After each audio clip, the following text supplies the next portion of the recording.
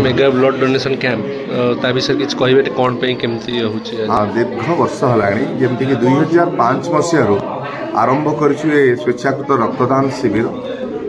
विभिन्न जगार आम सचेतनता सृष्टि कर रक्तदान शिविर करुछु 2005 मसियारू आरंभ करी अविराम गति रे आम रक्तदान शिविर आयोजन करुछु। प्रत्येक वर्ष एटी बहु संख्यार स्वेच्छाकृत रक्तदाता एवं रक्तदान करते केते लोक आज नहीं आमे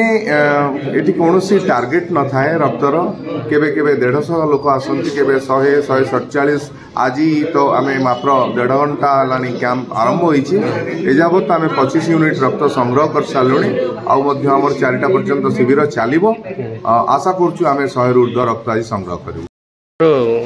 अलग प्राइवेट हॉस्पिटल हो कि हॉस्पिटल हो जो लोक मैंने आसिक रक्त किसी माने जमती कि ओ नेगेटिव एबी नेगेटिव एमती किसी रेयर ब्लड ग्रुप जो हैरान हरकत हुअंती ब्लड ये तो तापई किसी माने सी जिंस को दूरिया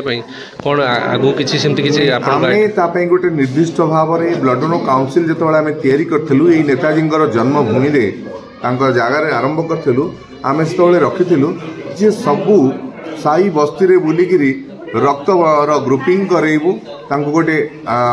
आई कार्ड प्रदान करेबू एवं शिविर रे जो माने बाहर आम रेयर ग्रुप नेगेटिव ग्रुप से गोटे तालिका प्रस्तुत करके रखिबू जी जितेबाला जोठी आम केवल रक्तदान शिविर करूनु आम 24 घंटे आम विंडोज ओपन अच्छी जी जितेबाला रक्तर आवश्यकता जार पड़ो गोटे दुर्घटनाग्रस्त थैलेसेमिक कैंसर पीड़ित गर्भवती महिलाटी जितेबाला लेबर रूम रे पहुंचिक ब्लीडिंग हो बहुत रक्तर आवश्यक पड़ो से समय जब से आम सहित जोगाजोग करती ताले आम निश्चय व्यवस्था करके रक्त दबार व्यवस्था करूँ आईटा तो आम रही आसी से आरंभ समय चली प्रत्येक दिन किसी ना कि रक्तदाता आम जोगाड़ करके रक्त भंडार में पहुंचे देता एवं रोगीर रक्त पाई कौन असुविधा से बाबद ऑर्गेनाइजेशन यहाँ हूँ ब्लड डोनर्स काउंसिल एटा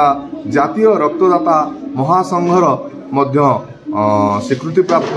संगठन एवं एसीबी मेडिकल रक्त भंडार एवं सेंट्रल रेड क्रॉस रक्त भंडार सहित अनुबंधित। धन्यवाद।